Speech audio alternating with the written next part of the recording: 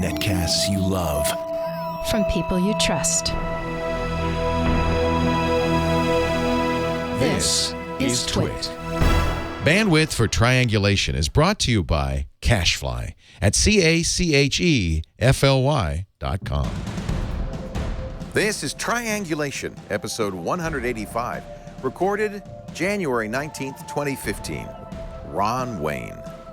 Triangulation is brought to you by Lynda.com. Invest in yourself for 2015. Lynda.com has thousands of courses to help you learn new tech, business, and creative skills. For a free 10-day trial, visit lynda.com/triangulation. That's LYNDA.com/triangulation. And by FreshBooks, the simple cloud accounting solution that helps millions of entrepreneurs and small business owners save time billing and get paid faster. Join over 5 million users running their business with ease. Try it free at freshbooks.com/triangulation. And by HipChat Plus. Collaborate, save time, and be more productive with your teams. HipChat Plus is IM, video chat, plus file, code, and screen sharing, all in one place. Invite your team members and get a free 30-day trial of HipChat Plus at hipchat.com/triangulation. Welcome to Triangulation. This is the show where we get together with some of the most interesting people in technology and get to talk to them for an hour, and it's always a lot of fun. And this show especially, I've been looking forward to. Maybe you know, if you're a fan of the history of Apple Computer, you might have read about the story of Apple Computer and one Ronald G. Wayne. When Steve Wozniak was 25 years old, Steve Jobs 21 years old, and they first conceived the notion of creating a company to sell the Apple I computer, they approached a co-worker of Jobs at Atari named Ron Wayne. They said, "Can you help us form this company?" Ron agreed for 10% of Apple Computer. A little later on, maybe a few weeks later, he got cold feet and he said, "You know what, guys, I'm afraid of incurring some liability here. Good luck, but I'll see you later." He went back to work at Atari, never made a penny off Apple Computer. If he had kept his 10% stake, who knows how much he'd be worth. But does he have any regrets? I don't know. Let's find out. Ron Wayne joins us now from his home in Pahrump, Nevada. Pahrump might ring a bell. I think that's where Art... Do you know Art Bell, Ron? I've heard the name. I have never met the man. I understand he has a broadcast program that he comes on with every so often, but I have not heard it. He's a ham also. So you look for a trailer with a big antenna out front. But I don't know if he's still doing radio. He was very famous national radio host for many years with a late night show in which he talked about flying saucers and all sorts of interesting things. Okay. So it's such a thrill to talk to you. You met Steve Jobs when you and he were both working at Atari. Is that right? That's correct, yes. He was a consulting engineer. I was the chief draftsman and product development engineer, and for a period of time, international field service engineer for Atari. I worked for them for about 3.5 years. And Jobs and I became quite chummy during that period of time. I've read some of the stories about Steve at Atari. He was quite a character. Do you remember that side of him, the barefoot boy who worked? Absolutely. Oh, yeah. He was a most unusual individual and had a characteristic of being extremely focused. He always knew exactly where he wanted to go, and you never wanted to get between him and it, or you'd wind up with footprints in your forehead. Woz tells me that, too. Woz used to say, every time I'd come up with another idea, Steve would say, "Hey, that's a business." Yes. Yeah, he was constantly looking for a business. At one point in time, he had, of course, knew that I had been in the gaming machine world, and I had a corporation of my own in Las Vegas previously, designing and building gaming machines, had several of them qualified with the Gaming Commission.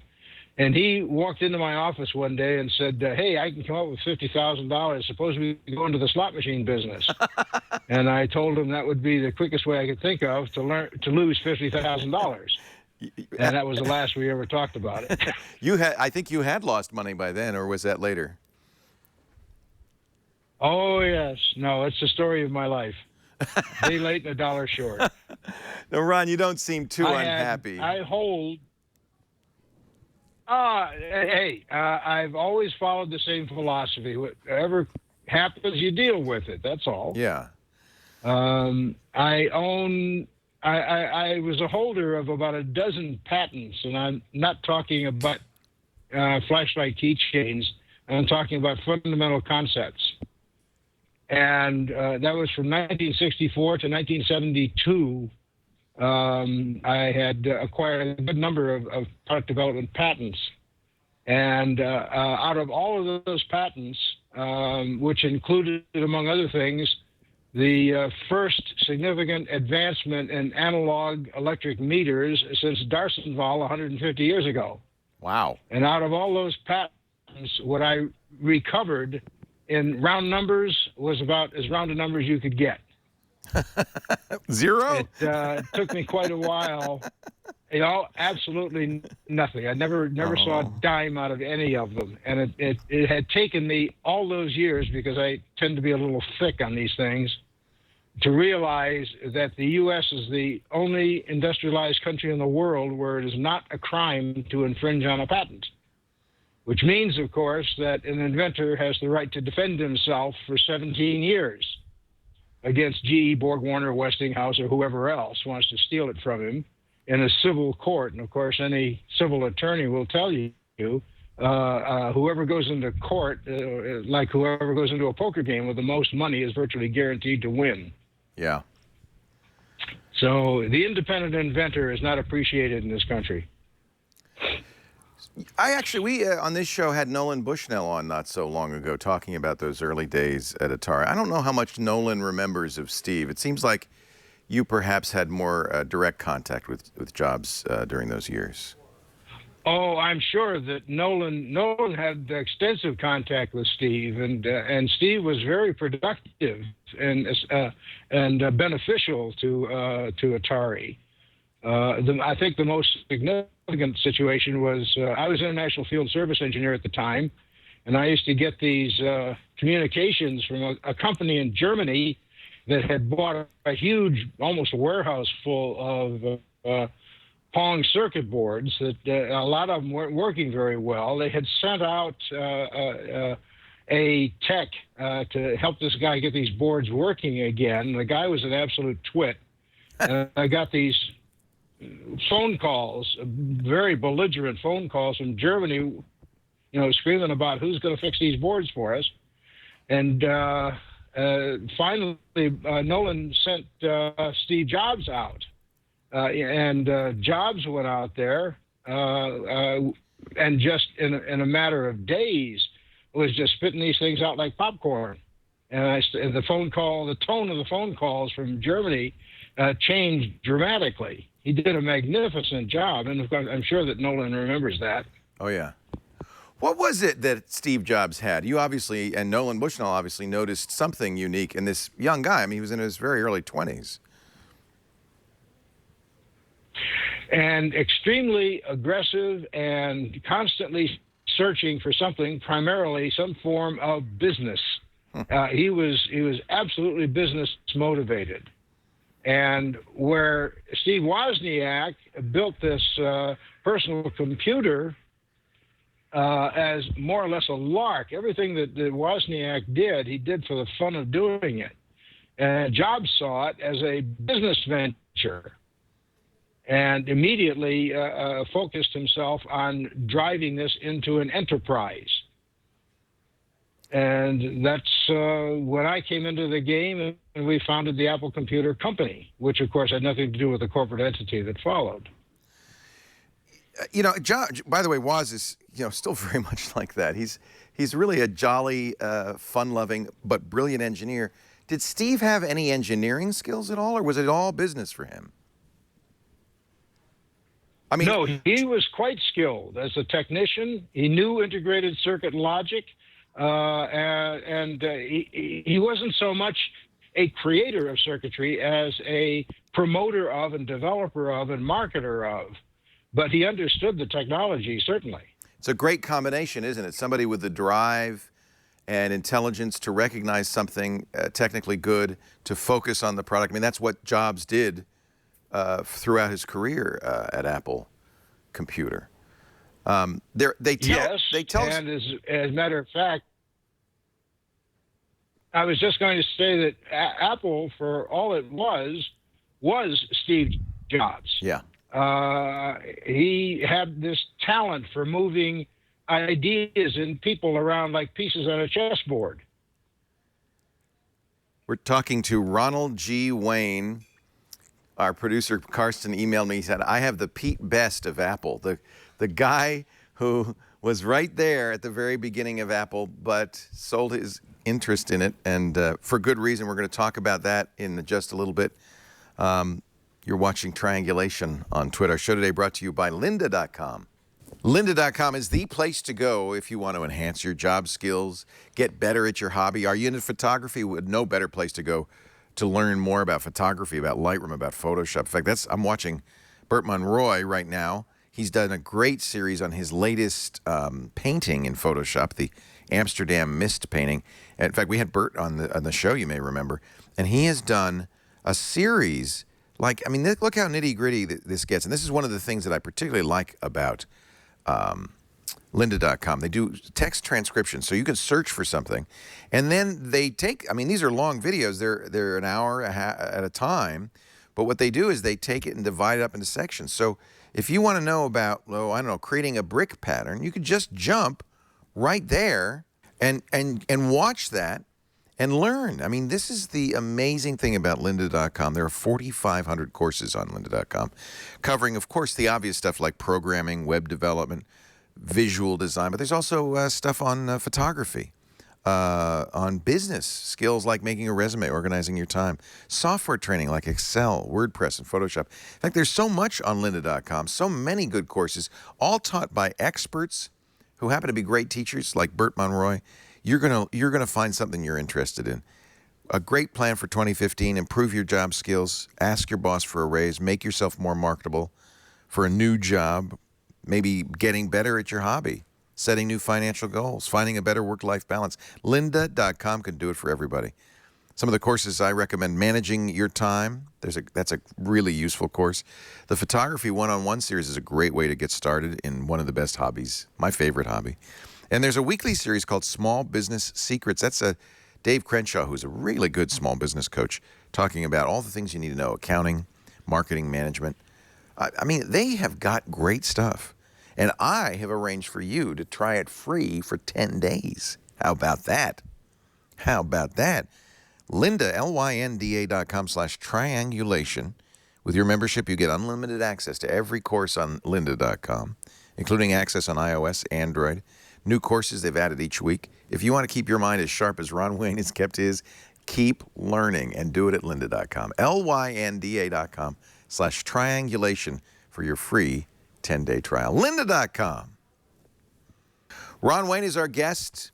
He is talking to us, I think, is it dial-up from Pahrump, Nevada? It is so great to talk to you and meet you. Tell me how the idea for the Apple Computer Company arose and how you came to be involved in it. Well, it's a fairly well-known story, I think. Jobs came into my office one time at Atari and said he was in this club with Steve Wozniak and some other kids putting together personal computers engineered out of business computers that were floating around at the time. Of course, there was no personal computer.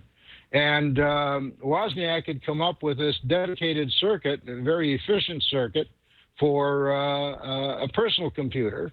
And he thought of it as something that would be a really great product. However, he was having a problem with Woz, in that Woz was not all that business savvy and couldn't understand the demands of a partner in an enterprise. As a matter of fact, Woz, among other things, was rather parental about the circuits that he came up with, and wanted to reserve the right. He use these basic circuits for other applications besides the computer. And Jobs was trying to explain to him that you really can't do that. This would be proprietary to any company we would form, and you couldn't have this circuitry floating around, possibly to be picked up by competitors. And he was having this terrible problem, but he felt that I, as 20 years older than he was, and he had some modest respect for me. He thought perhaps I could help him to resolve the issue. So I had him come over to my apartment that evening, and we sat around and we chatted. And Woz was a reasonable guy. All that had to be done was to, lay it out to him in a reasonable way, and he picked it up more or less on the first bounce and understood that, okay, this is proprietary, and he couldn't use it in other applications. Jobs was apparently so impressed with my abilities, my talents as a mediator or as a negotiator, thought that it would be best if I was in the enterprise. So he immediately said, look, we're going to form a company, and Jobs and Woz would each get 45%, and I would get 10% as the tiebreaker in case any problems came up in the future. And that was how it all started. The next day, we went down to the registrar's office in Santa Clara County and registered the Apple Computer Company. There were some concerns that developed over the next several days, not the least of which was the fact that this was a company, not a corporation, and therefore any problems that came up of a financial nature, Jobs and Woz didn't have two nickels to rub together. And I had a house and a car and a bank account and all the rest, so I was reachable and nobody else was. So that was one reason why I decided maybe it wasn't such a swift idea for me to be involved in this. But there were many other ideas equally as sound for me to separate myself from the enterprise, not the least of which was the fact that I was a product development guy in my own right. And I had been involved in engineering for the preceding 20 years. And I wanted to be able to do projects of my own as well, but I knew that I was standing in the shadow of giants and that I would never get a project of my own. In addition to that, when I had gone into Atari, which was only about 3.5 years old when I got into it, Nolan Bushnell had the same suffering that many creative people have, and that is this compelling drive to get the product out on the market as soon as possible, and anything that gets in the way of that is just an irritant, like how to set up a drawing number system. As far as he was concerned, your first drawing is drawing number 1, your second drawing is drawing number 2, and it doesn't work that way. I'd been in the business long enough to know you needed a meaningful numbering system that would enable you to retrieve information that you were putting into the documentation system. And the numbering system was critical in being able to do that.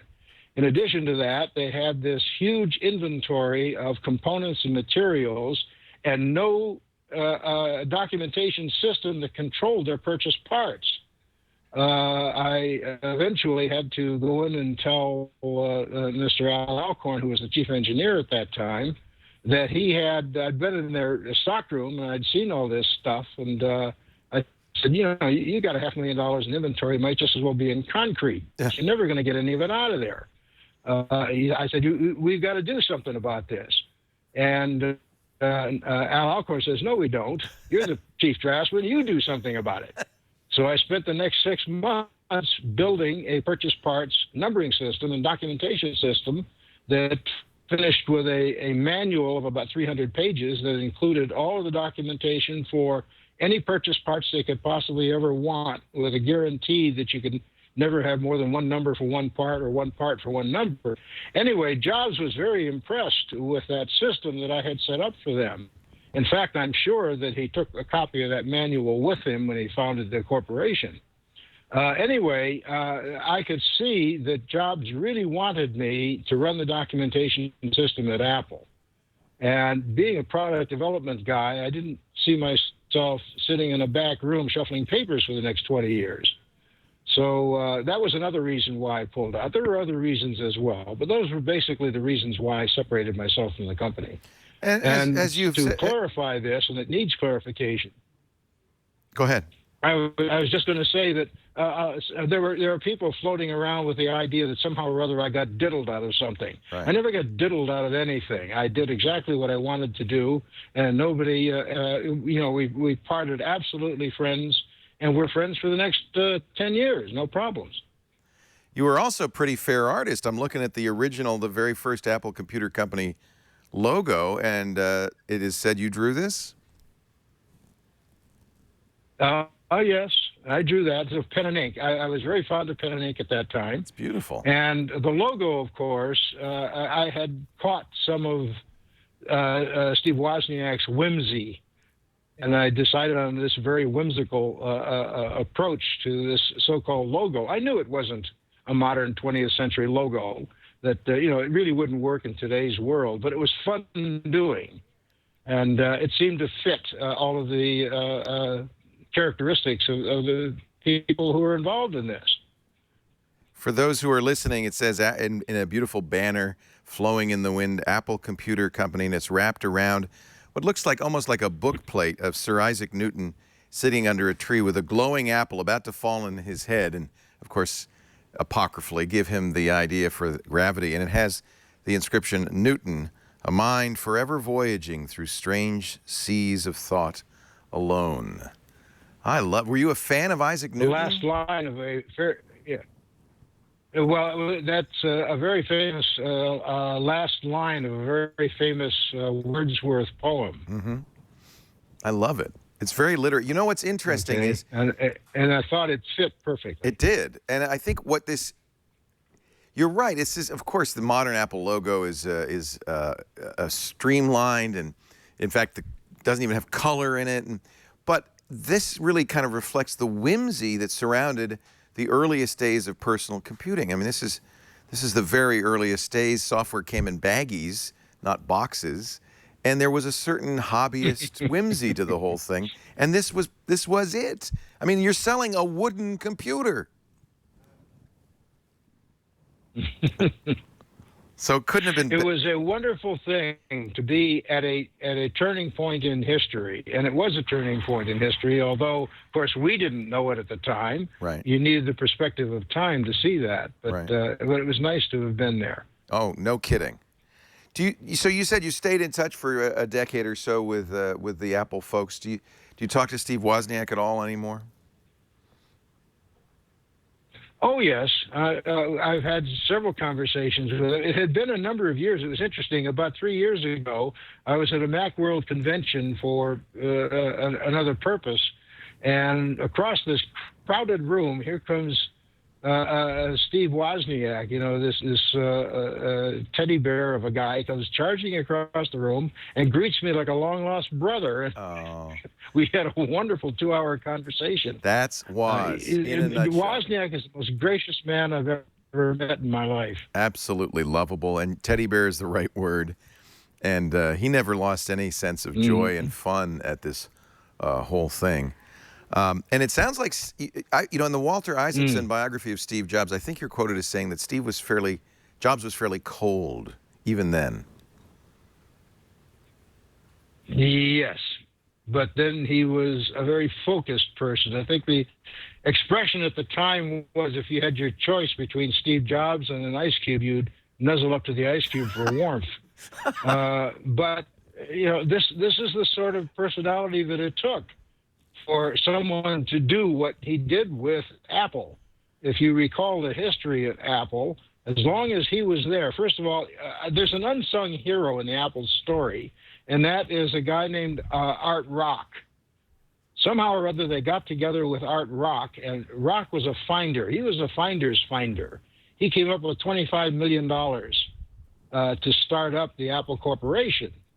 But the most important thing was that Rock was smart enough to understand that when you put money together with ideas, the ideas should have control and not the money, which is a very rare thing. And because of that, Jobs and Woz had control of Apple Computer.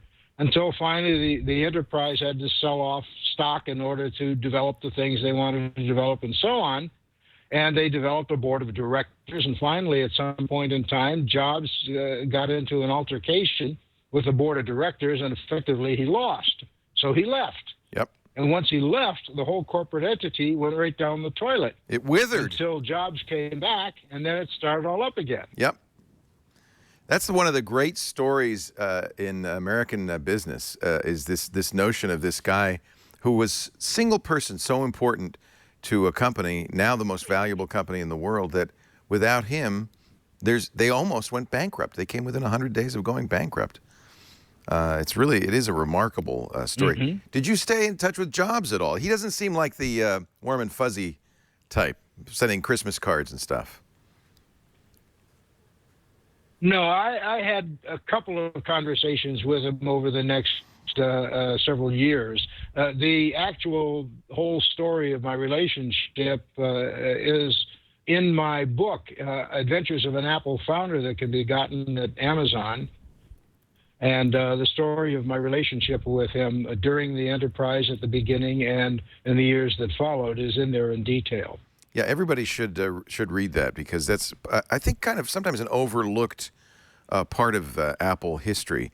And you were there at the very beginning. I mean, Steve Jobs was 21 years old when you founded the first iteration of the Apple Computer Company, and that's pretty amazing, isn't it? It's not your only book, though. I want to talk about The Insolence of Office, too.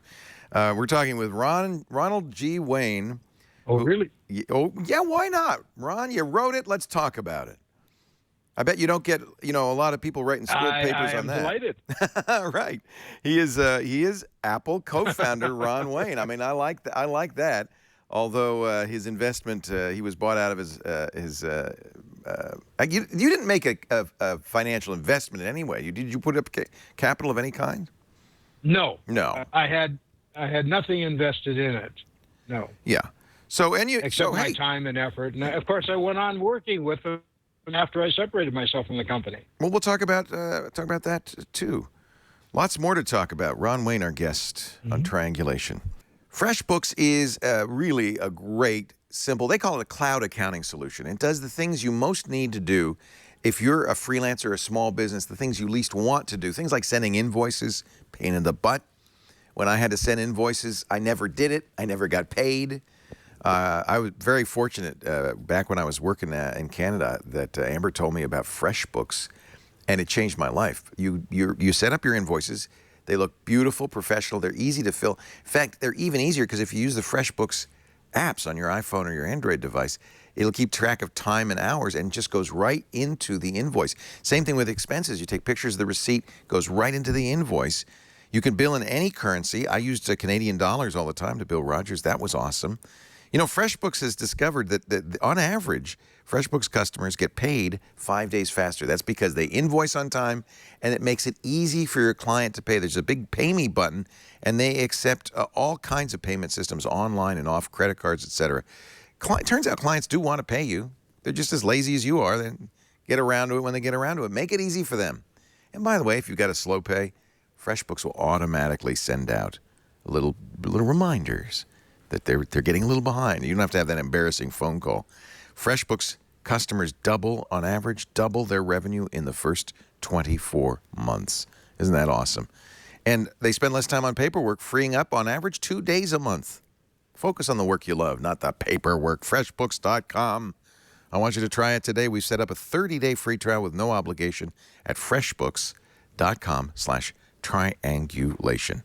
I'm telling you, it's good. If you're a small business owner or a freelancer, you will thank me later. I can promise you. FreshBooks.com/triangulation. All I ask when they ask you, how'd you hear about us?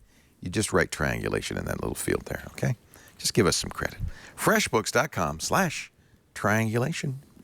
Ron Wayne is our guest. He is it's a really great story, and it's often told, I think, as if you said it yourself. You somehow gotten screwed out of being a billionaire. They estimate, at least on Wikipedia, that given Apple's current worth, your 10% would be worth somewhere around $35 billion today. Does that give you a sick feeling? Which is an inaccurate representation. Good. Tell me about It's an that. inaccurate representation because, well, Jobs did not hold on to his 45%, nor True. did Woz. True. This all got diluted down as they acquired funding later on. My 10% would have probably been down to a half of 1% by the time that the enterprise really succeeded to where it was. That's actually a very good point. In fact, So, this idea that I would have been a billionaire is erroneous. in fact, most of Steve's estate, his fortune, came out of the Disney shares that he got when Disney acquired Pixar. I think Apple, by the end, for both Woz and Jobs, wasn't. I mean, it was okay. Hey, a few $100 million here or there. It's not chicken feed, but it isn't the billions that one might expect. But you don't seem to have any regrets at all. No, why would I have regrets? I was a part of history. That alone is enough to satisfy me. Look, in all my life, I've tried to be a millionaire. I never succeeded. Nothing ever seemed to work out business-wise. But the reality is that while I've never been rich, I've never been hungry either. Yeah. And I pretty much did things the way I wanted to do them and explored the worlds I wanted to explore and had fun doing it. I don't think you can ask for much more from life. And I think many of the people who've devoted their lives to becoming rich are not necessarily that happy. So the heck with it. It's just money. This is true. Yeah. Yeah. You're a philatelist. Yeah, that means stamp collector to some people who might not know the term. I'm not accusing you of anything nefarious. I remember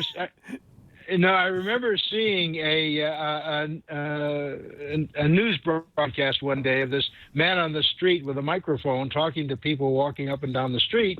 This was in San Jose at the convention center. And he stops this guy on the street and he says, there's a philatelic convention going on in there. And this guy comes back with, they shouldn't even let those people in town.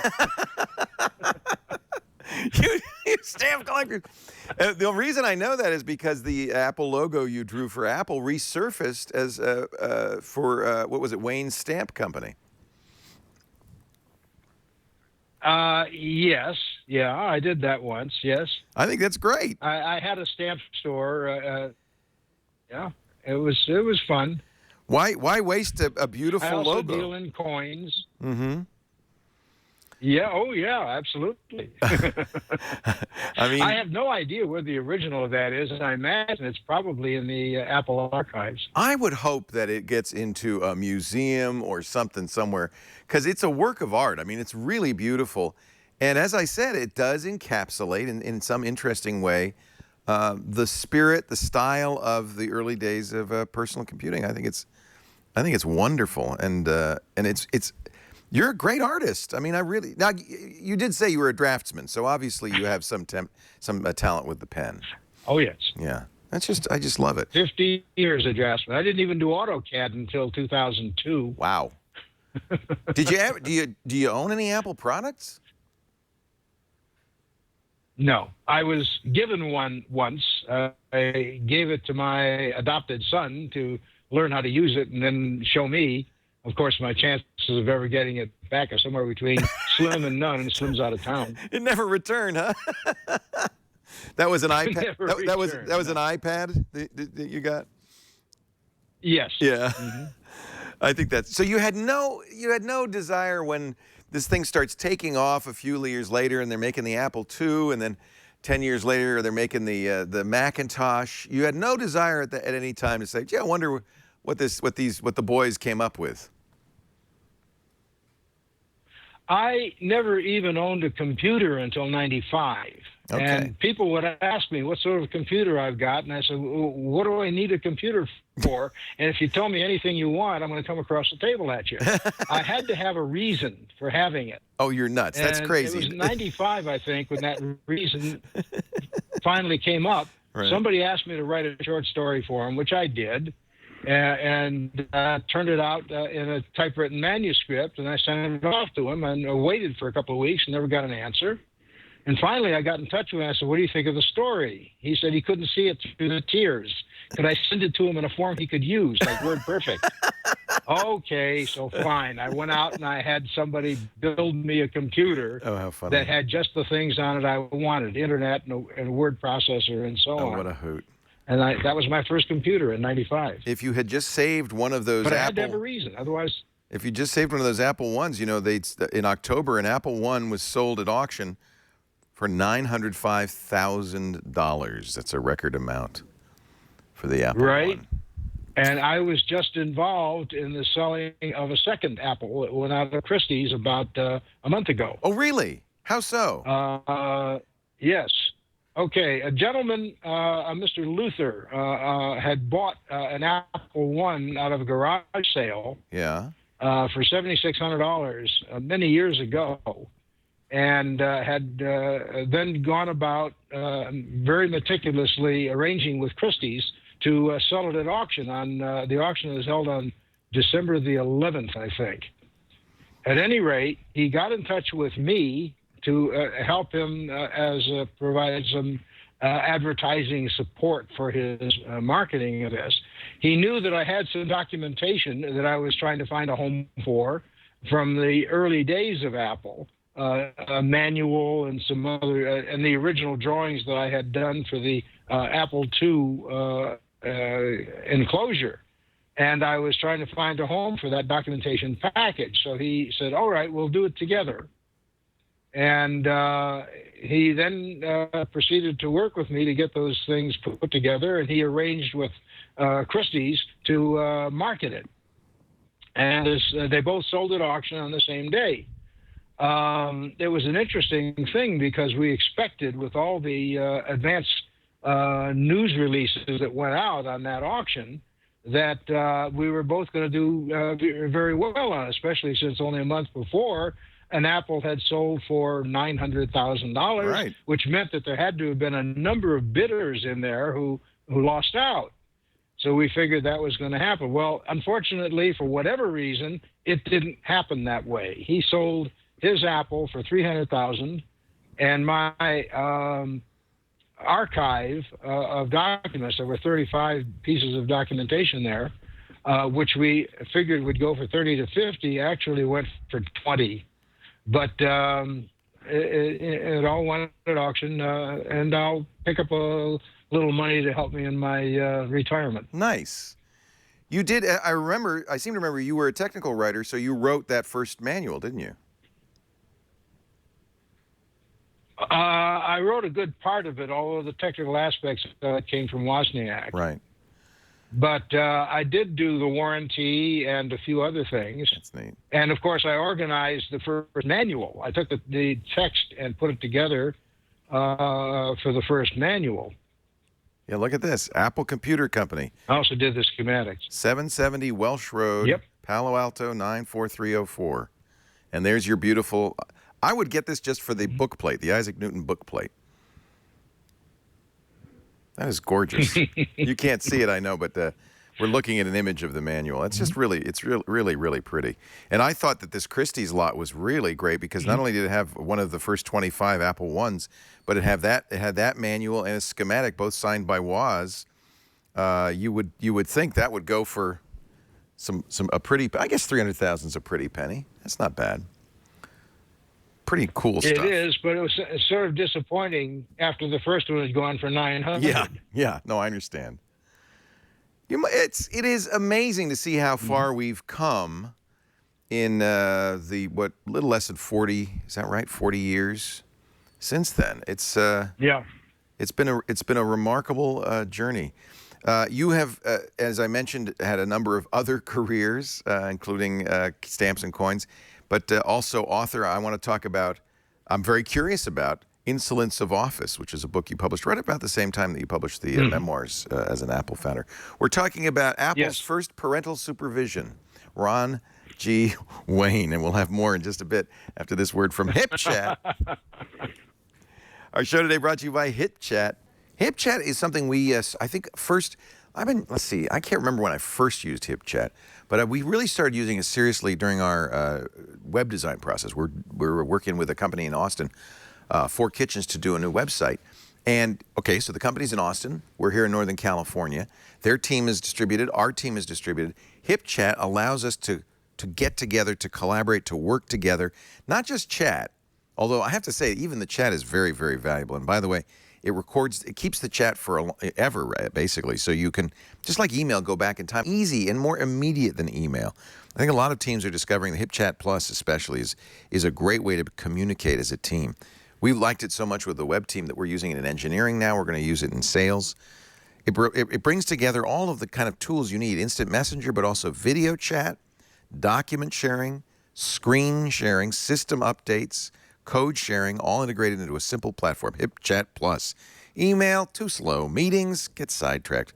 Regular instant messenger isn't designed for business, for groups. For one thing, it's not secure. HipChat is fully secure.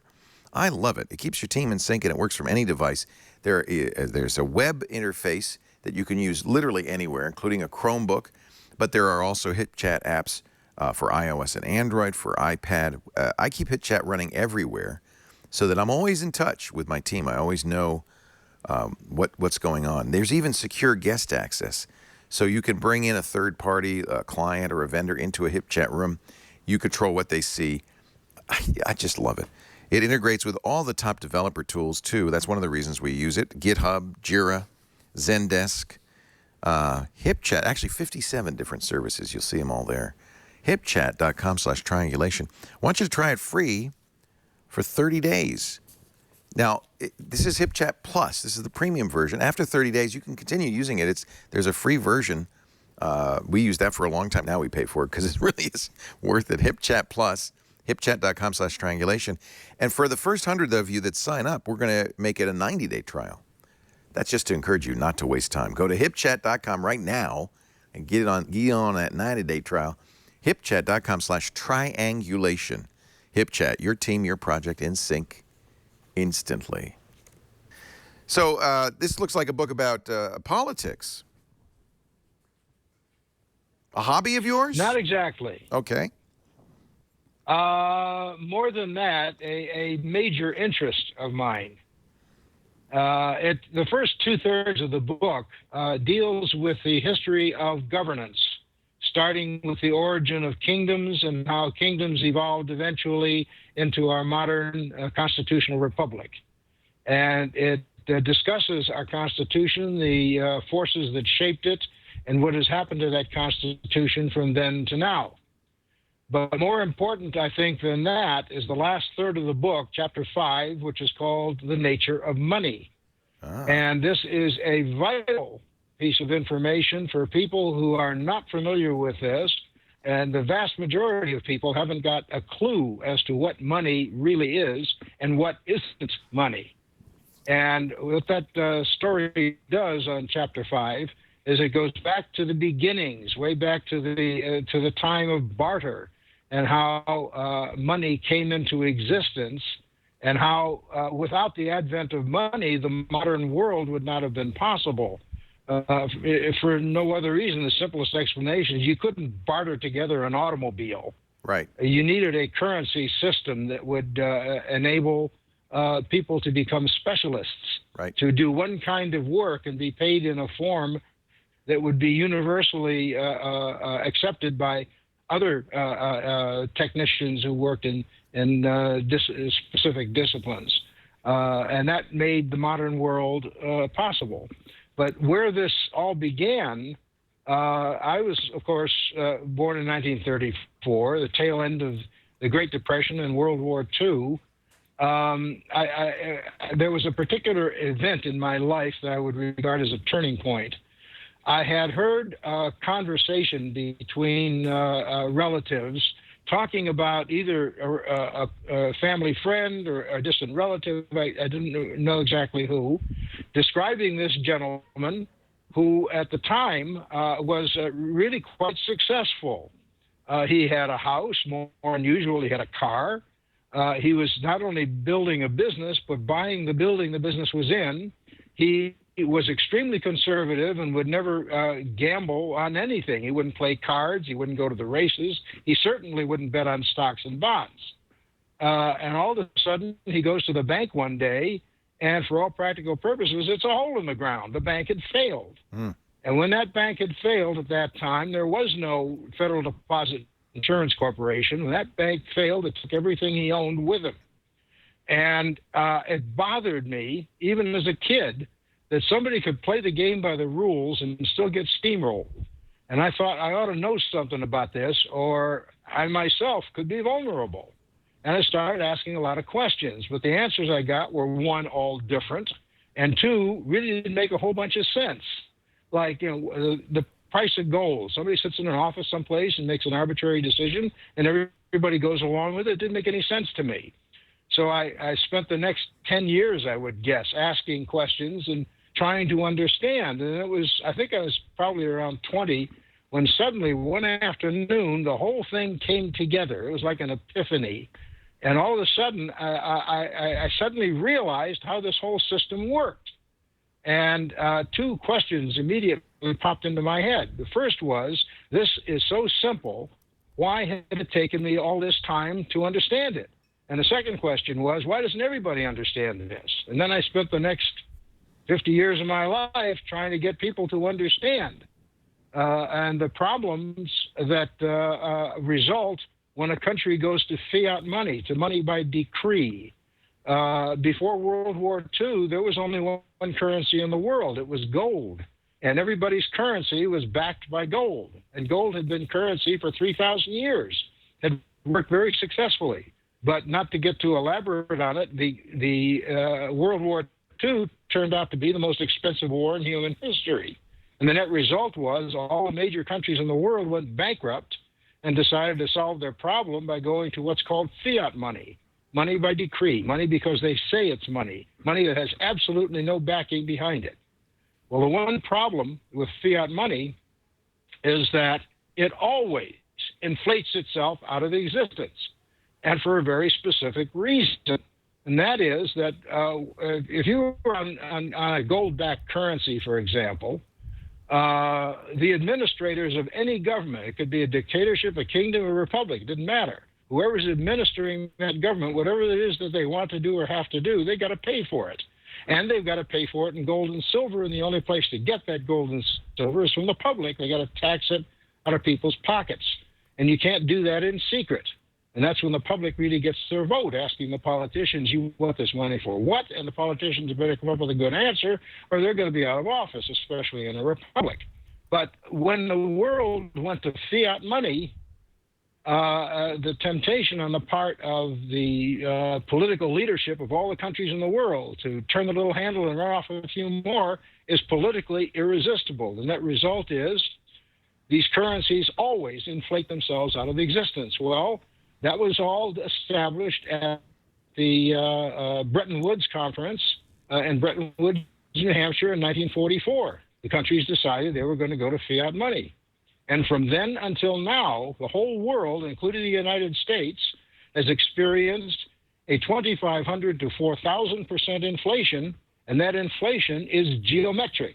It's going up faster and faster and faster as time goes on. We probably have another half dozen years to go before the whole world's worthless paper money system collapses and we return to the gold and silver that was money for 3,000 years. Because people don't understand this, they're going to get hit by an economic tsunami and wonder what the heck happened. Those who do understand will recognize that yesterday's money is also tomorrow's money, and will have gathered up enough gold and silver to be able to get anything they want. And that's basically what my book is all about, explaining all this and encouraging the readers of my book to not take my word for anything, but look at the facts that I present as the basis for my arguments and confirm those facts for themselves. So that's something I should do with any thesis that anybody gives them, is to check the facts for themselves. Once they've done that, they know whether or not the thesis is valid. And that's what my book is all about. The book is available on Amazon, Insolence of Office. I love the name. Sociopolitics, Socioeconomics in the American Yeah, it's also available Republic. it's also available on Kindle or iTunes. Awesome. Now, Okay. are you up on Bitcoin? Because, I think that the timing is good for this book. Maybe you wrote it a little bit too early, because now, because of Bitcoin, which is also a fiat currency, but a cryptocurrency, computer-generated cryptocurrency. There's a lot of interest in all of this. So your timing, now is the time. You might get this book, start beating the drum on this book. I wish I could. Unfortunately, it hasn't had adequate marketing, and because of that, it hasn't been out there in the world. I was hoping that one of the famous talking heads would get a hold of this book and understand it and recognize that this is something people have to know about. Bitcoin, as far as I am concerned, is a scam, and it's doomed, absolutely flat out doomed to failure. Whoever gets caught in its meshes will be crushed by it. Wow. I kind of agree with you on that one, but you and I seem to be in the minority. Ron, it has been such a pleasure to talk to you. The original adult supervision at the Apple Computer Company, the guy who created the first Apple computer logo, helped write the first manual, and is comfortably ensconced in Pahrump, Nevada, watching the explosion of the world's most valuable company. It seems like, though, you're feeling okay. You feel like, life has been interesting. Yes, it has. I've enjoyed it, pretty much enjoyed it thoroughly. And let me take this opportunity, by the way, to thank you for the opportunity to get insolence of office in front of the public so that there's a chance that they might find out for themselves what it's all about and protect themselves. There's a lot of interest in this right now. Your timing is very good. In fact, I see some people in our chat room have already bought copies. It's on, as you said, Amazon, Kindle, and iTunes. Insolence of Office. Look for it by Ronald G. Wayne. And it has been a thorough pleasure to talk to you, Ron. Thank you for taking some time out. And I hope that kid who's doing the school paper on you calls right after this, because you're all ready to go. We've warmed you up. Thank you, Ron. Thank you, sir. A real pleasure to talk to you. Ronald G. Wayne. It's nice to have some adult supervision once in a while. Triangulation is every Monday, 11 a.m. Pacific, 2 p.m. Eastern Time. That's 1900 UTC if you want to watch live. I love it when you watch live because then we can interact via the chat room. But, of course, we make on-demand versions available always after the fact, audio and video. You'll find it on our website, twit.tv/TRI, or on YouTube, youtube.com/triangulation, or on iTunes, or wherever you can find your podcasts. And we have apps, too, thanks to, not us, we didn't write them, our great third-party developers like Mark Hansen and Craig Mullaney, who've done great jobs on iOS, Android, Windows Phone, Dmitry Lialin, Roku, wherever you watch lovely video shows like this, talking about topics you will never see on CNN. This is the show you want. Triangulation. Thanks for joining us. Thanks to Jason Howell for running the board. Thanks to my producer, Karsten Bonney. We'll see you next time on Triangulation. Bye-bye.